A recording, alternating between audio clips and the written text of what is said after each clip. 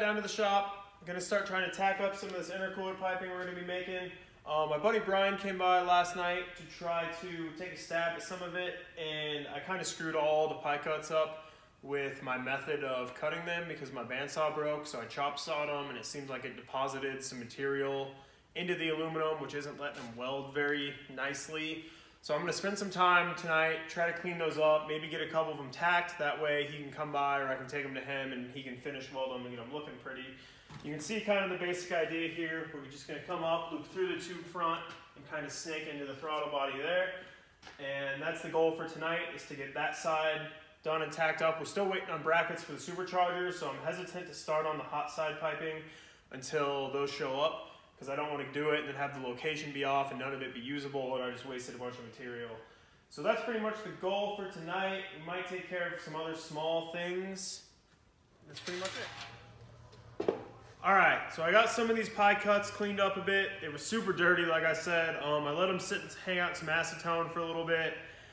Scotch Brighted them, they were a little rough, dipped them in acetone again, and then just kept dipping and wiping in white paper towels until they wiped off clean. So hopefully they work out a little better than they were last night.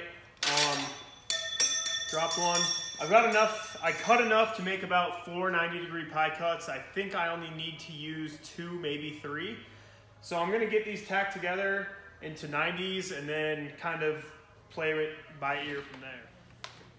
All right, so I just attempted welding this thin wall aluminum for the first time in my life, and let's just say it did not go well. But there's only one way to learn, so I'm gonna keep at it, and I got enough filler rod and tungstens and time to kill that hopefully I can figure it out. I started to pick it up quite a bit better towards the end of that one than I did at the beginning. Unfortunately, I had to go back and fill a bunch of holes, so it is real ugly. But hopefully the future ones will go better, and we'll just keep plugging away.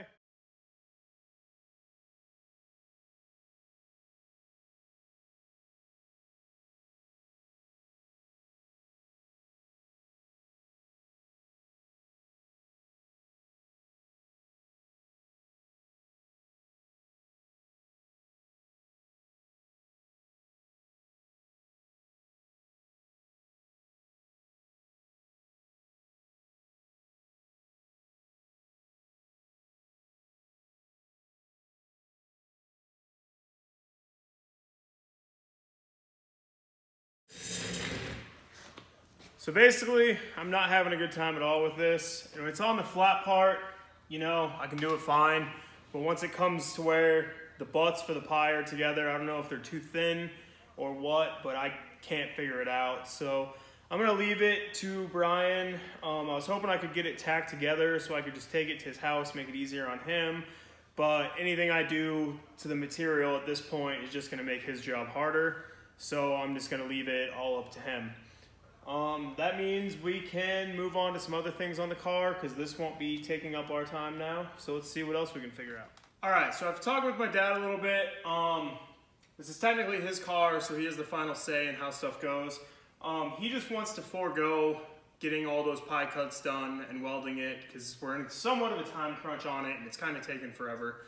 So he just wants to cut the tubing, this eBay, you know, builder's kit, as good as we can, use the couplers, and then if it becomes a problem later on in the season or when tuning or any time else, to address it then, because basically he wants to do whatever we can to get it off the lift and moving as soon as possible. So here's what I came up with. I had to trim a couple of the pieces from the kit. Used a bunch of couplers. Let me grab the camera here. Come off. So this is basically the best I could come up with what I have. So we're going into the throttle body, there, down around through the tube front, into the intercooler. And this is the hot side, so we're coming up around and into the supercharger right there. And this is a little sketchy, but theoretically it should work. I guess we're gonna find out the hard way.